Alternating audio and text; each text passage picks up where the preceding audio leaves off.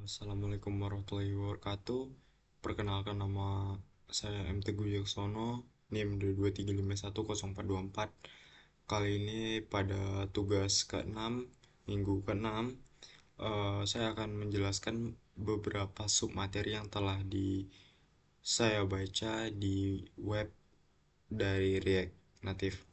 Nah, yang pertama kita masuk pada environment setup dan klasifikasi pada React Native. Nah, langkah awal kita dengan memulai React sendiri itu merupakan kerangka kerja untuk membangun aplikasi natif yang bersifat reaktif dari JavaScript dan React. Mengapa menggunakan Expo? Nah, Expo sendiri merupakan framework React Native yang menyediakan berbagai fitur seperti perutan berbasis file, pustaka modul asli standar, serta kemudahan menulis plugin untuk kode natif. Dan Expo sendiri merupakan sistem yang gratis serta open source dengan komunikasi aktif dan integrasi langsung dengan fitur React Native terbaru. Nah, kita masuk pada siapkah lingkungan kita. Yang pertama itu kita membutuhkan Android Studio dan Xcode untuk emulisasi Android dan iOS. Perangkat tambahan seperti Node.js, JDK, dan Android SDK. Nah, langkah utama pertama kita install dulu Android Studio serta melakukan segala spesifikasi serta setup untuk memulai awal menggunakan Android Studio, dan install SDK Android, buka Android, more actions, SDK Manager, dan sebagainya. Nah, kita masuk pada integrasi dengan aplikasi yang ada.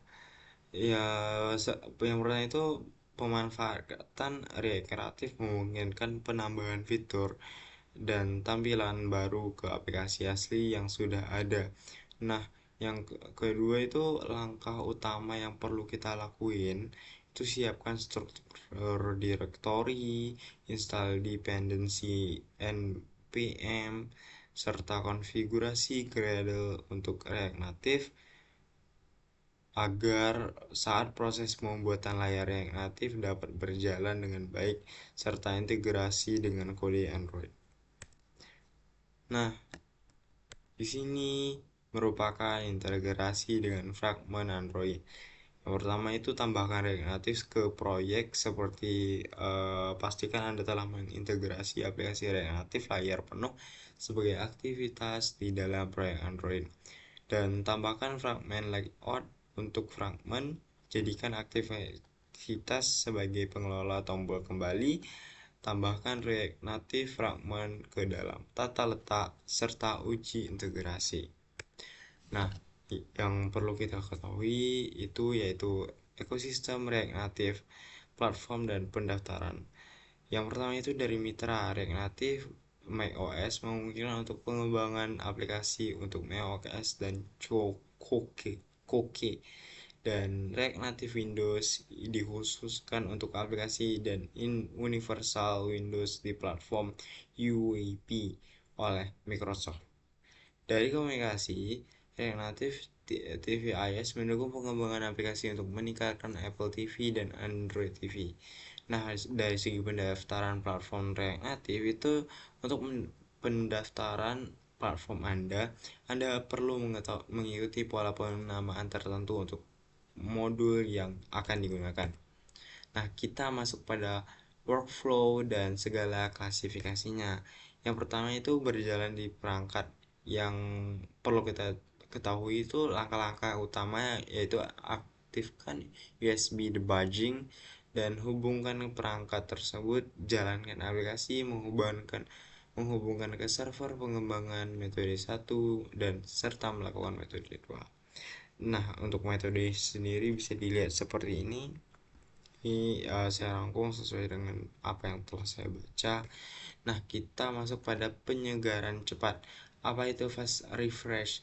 Fast refresh adalah fitur React Native yang memberikan umpan balik cepat terhadap perubahan pada komponen React. Diaktifkan secara default untuk diaktifkan melalui dev menu. Nah, cara kerjanya itu yaitu modul komponen React mengedit modul yang mengeksplor komponen React yang akan memperbarui dan mengrender ulang hanya modul tersebut. Nah, cara penanganannya adalah penangani kesalahan-kesalahan sintaks, perbaiki kesalahan dan simpan file dan sebagainya. Nah, di sini terdapat mempertahankan status dan mengolah hook. Nah, di sini terdapat penggunaan perpustakaan. Nah, dalam penggunaan direktori, yang pertama itu kita memilih direktori, memasang direktori, dan menemukan direktori serta menentukan kompatibilitasnya. Nah, segitu saja yang bisa saya sampaikan. Terima kasih. Assalamualaikum warahmatullahi wabarakatuh.